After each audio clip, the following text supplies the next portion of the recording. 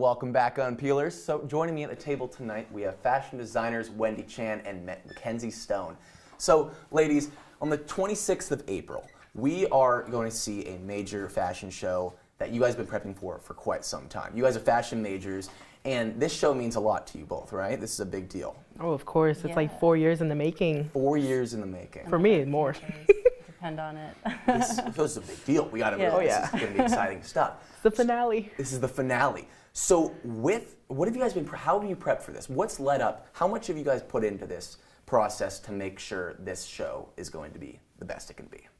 Well, it's a 2-semester class, so we start prepping since the first semester. So the first semester we do all the designing and basically what we want to do for this collection. We did 3 different sets, and then we did the final set, and that's the one that we produce in the spring semester, and then of course blood, sweat, and tears. Yeah, it's pretty much conception the first semester, and then you make it materialize the second semester. So like recently, we were illustrating at the beginning of the year, and now we're just sewing all the time. Got it. So it started out with just simple drawings. Yeah, yeah. Wow. So are these are, you said that this is a purely women's this is a women's fashion show. Is that the idea with that? Like a Yeah. Okay.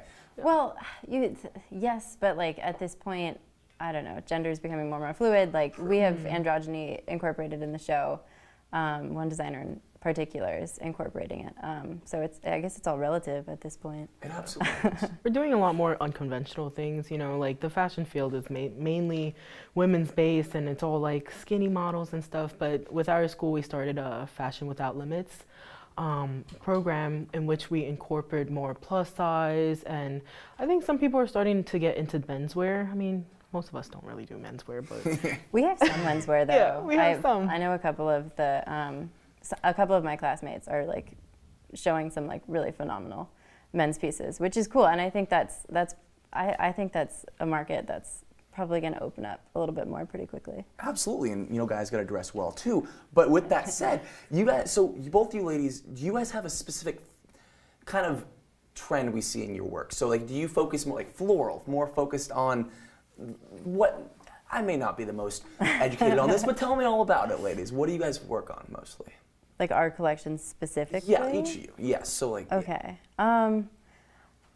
Well, pretty much you come up with a concept. It could be a more visual concept, or it could be like there's a social message or like some sort of social statement. I chose the social message statement path, so mine's a lot about gender violence. It's probably more costumey. It's like not something you're gonna see on like store shelves, but it's meant to be an artistic expression.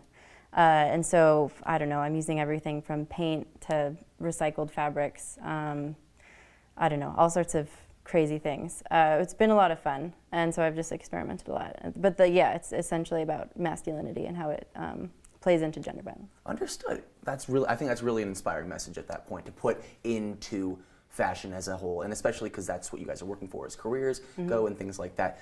Wendy, I'm going to hear all about what your fashion line and how you work with it. We're going to play a game in a second, and when we play that game, I want to hear all about what you put into it, all right? Sounds good. So after the break, Wendy, Mackenzie, and I will be playing a game called Surprise Sketch. You do not want to miss this on Peelers. No.